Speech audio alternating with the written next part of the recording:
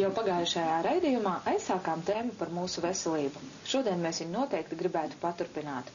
Ciemos esam aicinājuši ārstu prakses aritmiju pārstāvi, dakteri Iveti Norko.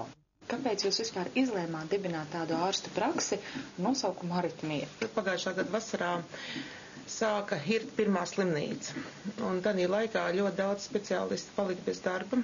Ārste ļoti ilgstošu stacionāru darbu pieredzi un tiešām ļoti kvalitatīvi zinoši varoši. Un mēs sapratām, ka no tā brīža, kad vai šīs dienas pirmās slimnīcas nebūs ar neatliekumu medicīnisko palīdzību, tad brīdī radīsies vēl vairāk nepieciešamības pēc ambulatorām, kvalitatīvām konsultācijām, pēc izmeklēšanas metodas. Un tas arī bija tas pamats, kāpēc mēs ar doktoru Šļahotu kopā nolēmām šo praksi dibināt. Pieaicinājām klāt arī no slimnīcas pārējos speciālistus. Mums ir vēl 7 dažādi speciālisti, kas mums nāk uz konsultācijām. Un iegādājāmies arī jaunu, ļoti kvalitatīvu izmeklēšanas aparatūru. Jāsaka, šobrīd arī mūsu slimnieki to novērtē un aizvien vairāk nāk mums meklē. Tas arī ir pierādījies kā nepieciešamība.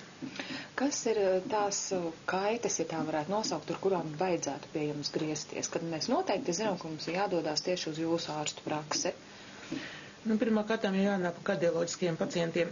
Ja mēs ar doktoru Šļahotu paši esam kardiologi un līdz ar to mēs esam iegādājušies velorgometru, holters, spiedienu monitorēšanas aparatūras, mēs varam arī veikt gan šīs konsultācijas, gan arī izmeklēšanas. Tāpat arī es gribētu pievērst uzmanību, kad ir nepieciešams pulmonologs, jo es kāpēc, ja pa sirdi daudz zinu, tad pa plašām uzskatu, ka var staigāt apkārt kroniski slimnieku līdz galam nesakārtot. Mums ir arī spirogrāfijas iespēja un doktor Flei, kas saistīta arī ar sauriešu stacionāru un tiešām ļoti spējīgi izmeklēt un konsultēt. Mums ir traumatologs, ķirurgs, neirologs, lors, psihiatris, endokrinologs, tā kad ļoti dažādas lietas, kuras mēs varam palīdzēt risināt savā praksē.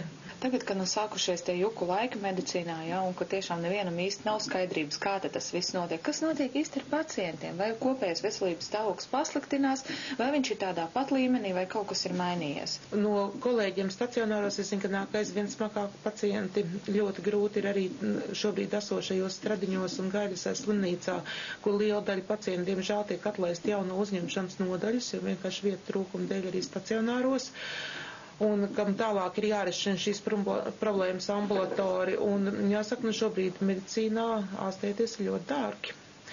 Un ļoti, ļoti aktuāls jautājums, manuprāt, tomēr par apdrošināšanas medicīnu.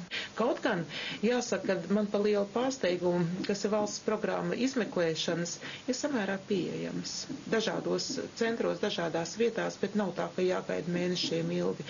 Bet slimniekam jātiek vismaz līdz ģimenes ārstam. Vismaz tik daudz arī pašam ir faktiski jāiesaistās.